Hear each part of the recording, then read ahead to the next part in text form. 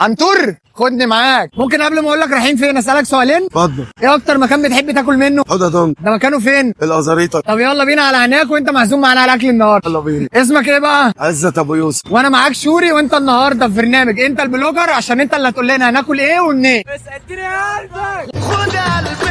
تحب تطلب ايه طيب؟ بقى جمبري وسبيط بربون. مشكل يعني. عاوزين وجبتين بقى تيكاواي. طلعنا من الزحمه. اصل في مواقف بقى غريبه عدت عليك. كنت مرة مركب شابين، راح واحد طلع يجري كده وواحد طلع يجري كده، ياخدوا العربية الحصان. ده ما بيتكلبش، مفيش فرامل هاند بريك، مش عامل له اي انذار من بعيد اللي يلمسه يكلب. بما انك بقى انت البلوجر النهارده، اوصف لنا بقى الاكل ده فيه. ده بقى بربون وجمبري محرات، رز صيادية، هنا في اسكندرية نقول عليه رز صيادية، فبنحب ناكلوه جنب الاسماك. ناكلوه برضو ايه، واحده اسكندراني على الماشي يصحى للطحينه بسم الله. فلفل مقلي كمان. لا انا ماليش في السبايسي، بس عشان خاطر ابو يوسف بارد.